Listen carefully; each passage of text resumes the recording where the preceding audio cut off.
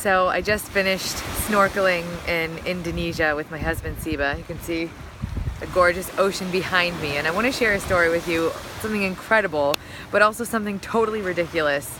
And even though it kind of like makes me, it's hard for me to share it because I feel so embarrassed by it, I always want to be real with you about the insights that I have and hope that they impact you as well. So we were snorkeling off of a boat off a little island called Gili, which is off the coast of Bali and Lombok and a few other islands in Indonesia. And this area is famous for their giant green sea turtles.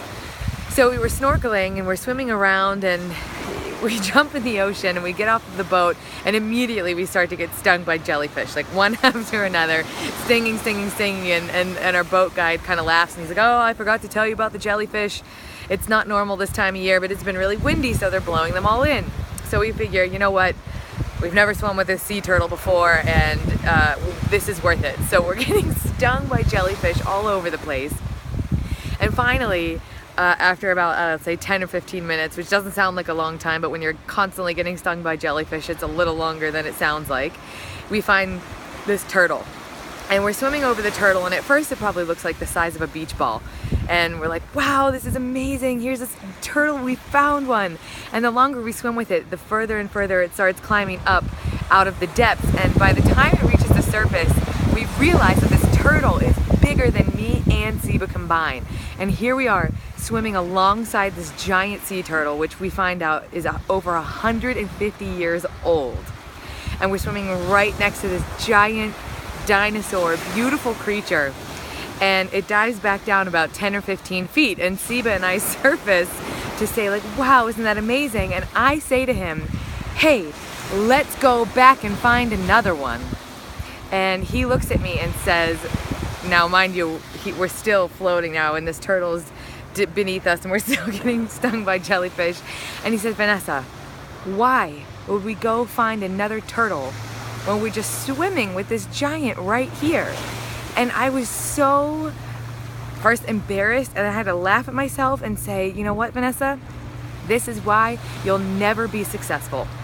Because just like we find this beautiful 150-year-old giant sea turtle and we're swimming next to it, and my mind immediately goes to, let's go chase down another one, just as so I show up in so many different places in my life. And I imagine that you can relate to this, whether it's, you know, you lose 5 pounds, which is the 5 or the 10 that you wanted, and you get there and you're like, well, maybe another 3, another 4. You know, maybe I'm not quite there yet, or if my arms were a little more chiseled, or my abs were a little more ripped. Or if you're a coach and you work so hard to create a client, and you create a client and immediately your mind goes to, now on to the next one. And if you just keep moving in this way and you're just chasing the chase and you're seeking the next thing, you're never going to be successful in weight loss, you're never going to be successful in your business, and you're never going to be happy in life. And so when I realized that through the help of this giant turtle and through my loving husband, it really had an impact on me. So I began to question, and I'm going to keep questioning, where else I'm showing up in the world instead of swimming with the turtle, chasing the next one. So where are you finding that you're repeating this pattern? When you don't stop to take in and fully appreciate all that you've been working for, all that you've been doing to lose weight, all that you've been doing to create a client, your mind's forever in the future, which means you can never be successful. Because a part of success is recognizing that you've reached it. It's part of the celebration. It's the gratitude and the presence. And without that, you're just chasing down goal after goal after goal. It's a long, frustrating, endless road. So I challenge you to share with me, where do you find yourself chasing the next turtle or creating the next client? And where do you find that you're needing to take a little bit more space to create some celebration and more presence around what you're after?